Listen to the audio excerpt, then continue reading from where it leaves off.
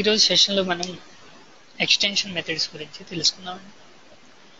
అయితే ఈ extension methods అనేది ఇప్పుడు ఫ్యూచర్ కాదు, ఇది యాక్చువల్గా 2006లోనే మనకి మైక్రోసాఫ్ట్ వారు ప్రొవైడ్ చేయడం జరిగింది దీన్ని.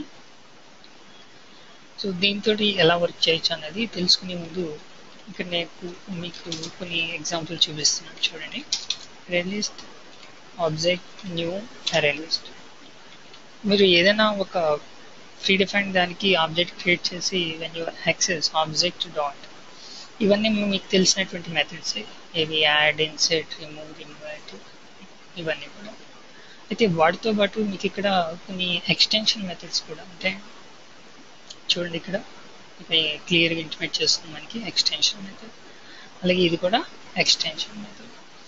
అయితే ఈ ఎక్స్టెన్షన్ మెథడ్స్ అంటే ఏంటి, వీటిని ఎలా క్రియేట్ చేయొచ్చు అనేది ఈరోజు మనం ఈ చిన్న వీడియోలో చూద్దాం.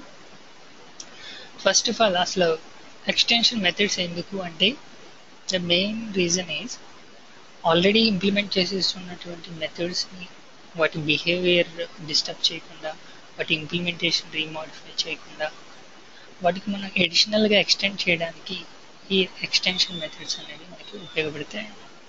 చూడండి, క్లియర్గా ఆల్రెడీ ఉన్నటువంటి మెథడ్స్కి లేదా ఇంప్లిమెంటేషన్స్కి వాటి బిహేవియర్ని డిస్టర్బ్ చేయకుండా వాటిలో ఉన్నటువంటి ఫీచర్స్ మనం ఎక్స్టెండ్ చేయడానికి ఈ ఎక్స్టెన్షన్ మెథడ్స్ అనేవి ఉపయోగపడతాయి. వెరీ సింపుల్ ఎక్స్టెన్షన్ మెథడ్స్ని క్రియేట్ చేయడం, కానీ వీటి వల్ల యూసేజ్ కూడా చాలా భయంకరంగా ఉంటుంది. అంటే వన్స్ మీరు ఎక్స్టెన్షన్ మెథడ్ క్రియేట్ చేశారంటే you can access everywhere in your application. అది ఎలా అనేది మనం ఈరోజు చూద్దాము. చూసే ముందు నేను ఇక్కడ ఏం చేస్తున్నా అంటే, just I will design A simple example. What is that? నేను ఏం చేస్తాను అంటే, యూజర్ని ఒక టెక్స్ట్ ఎంటర్ చేయమని అడుగుతాను. Enter any text. So user enter చేసినటువంటి టెక్స్ట్ని నేను ఒక స్ట్రింగ్ వేరియబుల్లోకి క్యాప్చర్ చేస్తున్నాను, రైట్? సో దెన్ ఇవన్నీ మనకి బేసిక్స్లో నేర్చుకున్నవి, no need to convert. So డైరెక్ట్గా ఏం చేస్తున్నాను నేను, console dot read line, user enter చేసినటువంటి వాల్యూని రీడ్ చేస్తున్నాను. నౌ యాజ్ యూజువల్ దీన్ని నేను ప్రింట్ చేస్తున్నాను, console dot write line value, then to stay back the screen use console dot read or read line. ఒకసారి అవుట్పుట్ చూసినట్లయితే, సో ఇక్కడ మనం కొత్తగా చేసింది ఏమీ లేదు, but welcome to my home, right? మరి ఈ టెక్స్ట్ నేను ఇన్పుట్ కింద ఇస్తున్నాను, సేమ్ అదే అవుట్పుట్ మనకి ప్రింట్ చేస్తుంది. అయితే ఇప్పుడు నేను ఇక్కడ ఏం చేయాలనుకుంటున్నా అంటే, ఐ వాంట్ టు ప్రింట్ ఎలా, ఈ వెల్కమ్ అనే వర్డ్లో డబ్ల్యూ అన్నది క్యాపిటల్ కింద, నెక్స్ట్ టూ అనే వర్డ్లో టీ అన్నది క్యాపిటల్ కింద, అలాగే మైలో ఎం క్యాపిటల్ కింద, అంటే ఈచ్ వర్డ్లో ఫస్ట్ క్యారెక్టర్ని క్యాప్స్ కింద కన్వర్ట్ చేయాలనుకుంటున్నాను. దీనికి యాక్చువల్గా మనకి థ్రెడ్ క్లాస్లో ఒక మెథడ్ అవైలబిలిటీలో ఉంది, దాంతో దీన్ని మనం అచీవ్ చేయొచ్చు. లేదా స్ట్రింగ్ ఫంక్షన్స్ యూజ్ చేసి మన ఓన్ లాజిక్ కూడా మనం ఇంప్లిమెంట్ చేసుకోవచ్చు. ఇక్కడ ఈ థ్రెడ్ క్లాస్ తోటి మనం దీన్ని ఎలా యాక్సెస్ చేయాలనేది ఒకసారి మీకు చూపిస్తున్నాను. చూడండి, ఈ థ్రెడ్ క్లాస్తో we have a current thread అని చెప్పేసి ఒక ప్రాపర్టీ ఉంటుంది. ఈ కరెంట్ థ్రెడ్ తోటి కరెంట్ కల్చర్ అని చెప్పేసి మరొక ప్రాపర్టీ ఉంటుంది. దీంతో టెక్స్ట్ ఇన్ఫో అని చెప్పేసి ఒక property. So these are nothing but properties, right? So then ఇక్కడ మనకి ఒక మెథడ్ ఉంటుంది, ఏంటి అంటే టు టైటిల్ కేస్. అంటే మనం ఏదైతే అవుట్పుట్ కావాలనుకుంటున్నామో దాన్ని అచీవ్ కావడానికి we have A free defined one in this area. So to title case. ఈ టు టైటిల్ కేసులో నేను ఏం చేస్తున్నా అంటే, వాల్యూ అంటే యూజర్ ఏదైతే ఎంటర్ చేశాడో దాన్ని నేను పాస్ చేస్తున్నాను. నౌ ఆటోమేటిక్గా దాన్ని ఏం చేస్తుంది, టైటిల్ కేస్ కింద కన్వర్ట్ చేసేస్తుంది అండ్ ఇక్కడ వాల్యూలోనే స్టోర్ చేస్తుంది, దాన్ని ప్రింట్ చేస్తుంది. చూడండి, ఇంతకుముందు ఇంప్లిమెంటేషన్కి దీనికి difference. Welcome to my home output ఎలా వస్తుంది మనకి? సో మనం అనుకున్నట్టుగానే ప్రతి వర్డ్లో కూడా ఫస్ట్ క్యారెక్టర్ అనేది క్యాప్స్ కింద కన్వర్ట్ చేస్తుంది, రైట్? అయితే సపోజ్ ఈ మెథడ్ మనకి రెగ్యులర్గా కావాలి, మన అప్లికేషన్లో మనం దీన్ని రెగ్యులర్గా యూజ్ చేయాలి. అప్పుడు ఏం చేస్తాము, suppose we are in another class, right, class my class, ఈ క్లాస్లో అంటే వేరే చోట నుంచి నేను యాక్సెస్ చేయాలనుకున్నాను. దెన్ మీరు ఏం చేయాలి, ఈ థింగ్ కంప్లీట్ మొత్తం మీరు ఒక మెథడ్లో ఇంప్లిమెంట్ చేస్తున్నారు.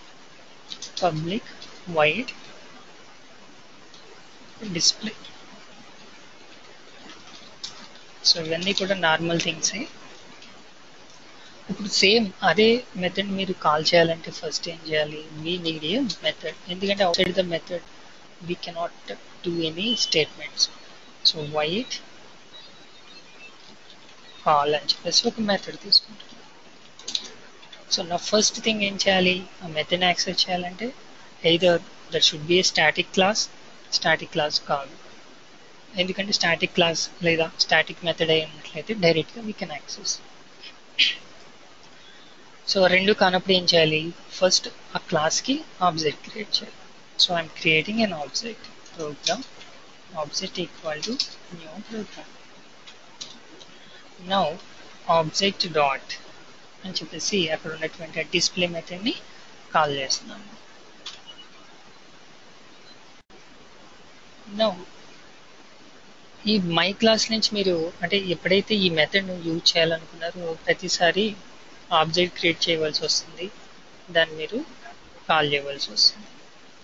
అయితే ఇలా కావాల్సిన ప్రతిసారి ఆబ్జెక్ట్ క్రియేట్ చేయని అవసరం లేకుండా వెరీ సింపుల్గా మనం దాన్ని అచీవ్ కావచ్చు with the help of extension methods, right. అంటే ఇక్కడ ఏం చేస్తున్నాం, మనం వేరే మెథడ్ రాసి ఆ మెథడ్ నుంచి దాన్ని కాల్ చేసి, so we are doing some extra stuff.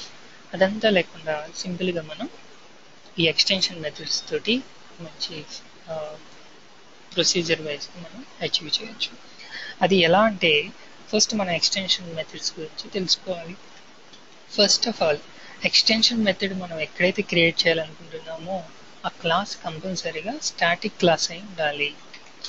Okay, it should be in static class. First point, 3 points ఉంటాయంటే. సెకండ్ వన్, ఆ మెథడ్ కూడా ఏమవ్వాలి, షుడ్ బి స్టాటిక్ మెథడ్. ఇంకా థర్డ్ పాయింట్ ఏంటంటే పారామీటర్లో ఫస్ట్ పారామీటర్ వచ్చి దిస్ కీవర్డ్ ఉండాలి. Okay, this keyword has a first parameter for method. So ఈ 3 steps అయితే మనం గుర్తుపెట్టుకోవాలి. సో సేమ్ నేను ఇక్కడ ఇంప్లిమెంట్ చేస్తున్నాను. Now class and it should be static కదా. So static class any name, నేను ఇక్కడ ఎక్స్టెన్షన్ అని తీసుకోవచ్చు లేకపోతే ఎక్స్టెండెడ్ అని పెడుతున్నాను, right. That is up to you, any name, same rules will applicable. Okay, this is static. So first step, it should be static class. Then method, normal method ఎలా రాస్తాం మనం, public void method నేమ్ ఇస్తున్నాను నేను to title case.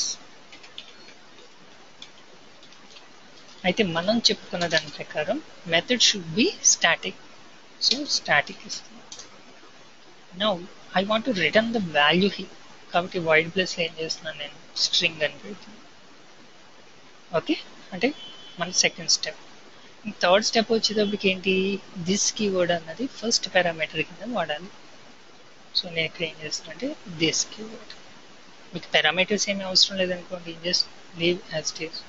Parameters కావాలి మనకి ఈ సిచ్యువేషన్లో, parameters అనేది కావాలి. సో నేను ఏం చేస్తున్నాను అప్పుడు string text this, right. So now ఇప్పుడు ఏం చేయాలి మనం, ఇక్కడ ఇది అవసరం లేదు, కామా పెట్టద్దు, సెపరేటర్ పెట్టద్దు, జస్ట్ దిస్. నౌ ఇక్కడ రాసినటువంటి సేమ్ ఇంప్లిమెంటేషన్ నేను ఇక్కడ రాస్తున్నాను. Just copy this, I want to return the value, so return this is text. అయితే కంప్లీట్ అయిపోయింది, మన ఎక్స్టెన్షన్ మెథడ్ని కంప్లీట్ చేసేసాం. ఇప్పుడు దీన్ని ఎలా యాక్సెస్ చేయాలి, వెరీ సింపుల్. ఇవన్నీ రెగ్యులర్ స్టెప్స్. యూజర్ని టెక్స్ట్ ఎంటర్ చేయమంటున్నాం, దాన్ని రీడ్ చేస్తున్నాం, నెక్స్ట్ ఏం చేస్తున్నాం, దాన్ని ప్రింట్ చేస్తున్నాం. సేమ్. అయితే ఇక్కడ ఇంతకు ముందు మనం రాసినట్టుగా అది రాయని అవసరం లేకుండా then you can see value dot to title case, right.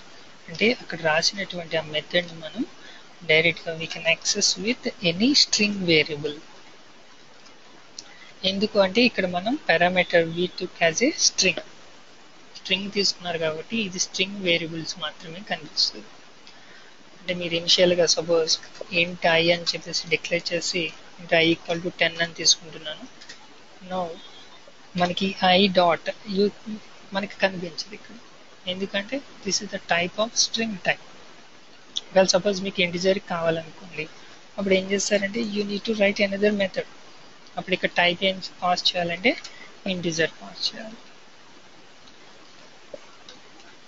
So now you can see I dot to title case.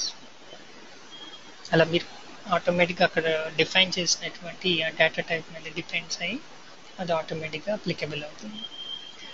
Suppose మీరు ఒక అరే లిస్టిక్ కనుక అప్లికబుల్ చేయాలనుకున్నారు, ముందు ఇవన్నీ తీసేద్దాం, మనకి